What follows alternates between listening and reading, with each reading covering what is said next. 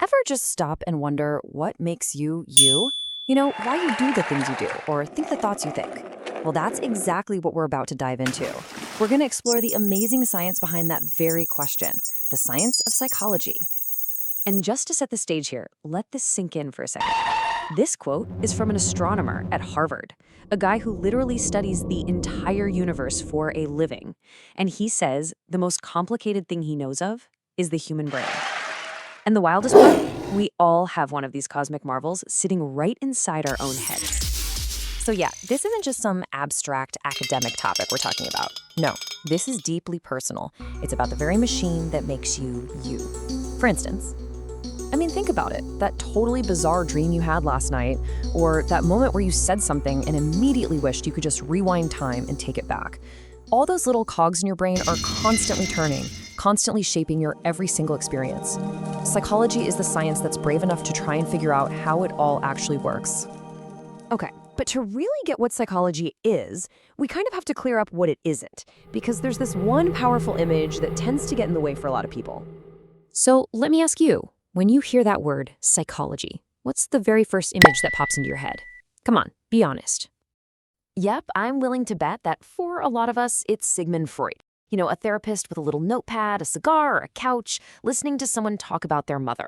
And look, while Freud was a massive, incredibly influential figure, he is not the beginning and the end of psychology, not even close. He's just one chapter in a much, much bigger story.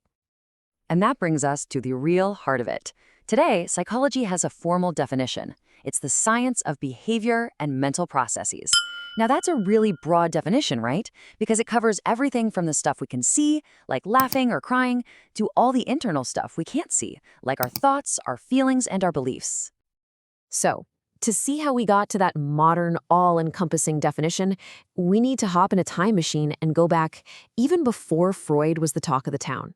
Let's trace the real scientific beginnings of this field. Hey, I've seen this one. This is a classic. This timeline kind of lays out the whole journey. It all kicks off in 1879 with the very first psychology lab. Super important. Then you get these game-changing books published, one by William James, and then, yep, there's Sigmund Freud, who totally changed the conversation. And then by the 1930s, this whole new way of thinking called behaviorism just explodes onto the scene. Each one of these was a huge step forward. And this is it. This is the moment, the official birth of scientific psychology. It happened in Germany, of all places, when this physician named Wilhelm Wundt opened the first ever experimental psychology lab. He basically wanted to study the mind with the same kind of scientific rigor that chemists were using to study chemicals. So right away, the first big debate in psychology kicks off. On one side, you had structuralism, which was all about trying to identify the basic building blocks of the mind, the what. And on the other side, you had functionalism, which was more interested in the purpose of our minds, the why. Think of it like this.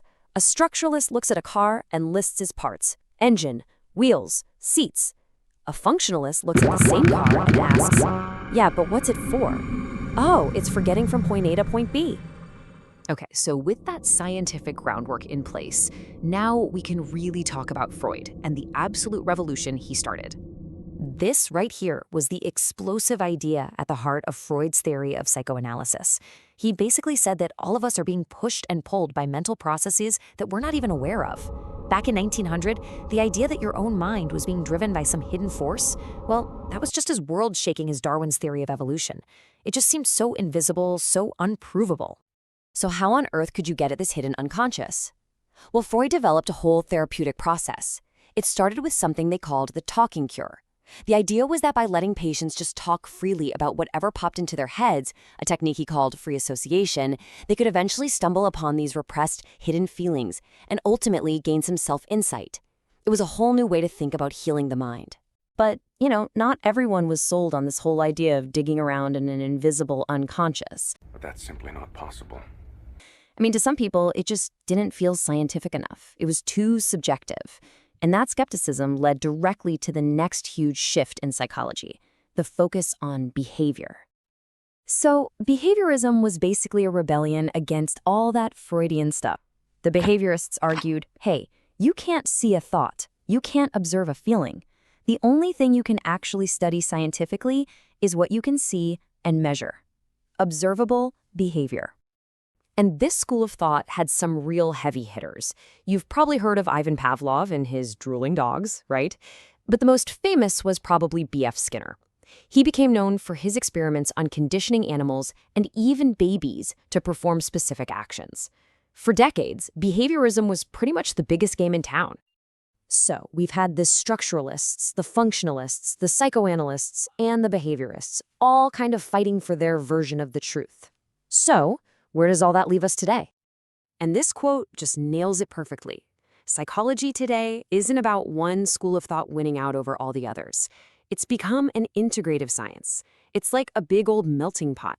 It takes the behaviorists' focus on scientific data, but it also acknowledges that our internal thoughts and feelings, the stuff the early pioneers were so interested in, are incredibly important too. And being this big melting pot allows the field to keep tackling the absolute biggest questions there are. I mean, these are the questions that got people interested in psychology in the first place, and they still fascinate us today. How can humans be capable of both incredible kindness and terrible cruelty? What even is consciousness? And how can we better understand and treat mental illness? So, we end right back where we started. Every single one of us is walking around with the most complex, most sophisticated object known to exist in the entire cosmos. The science of psychology is the best toolkit we have to try and understand it. So the only real question left is, what will you learn about yours?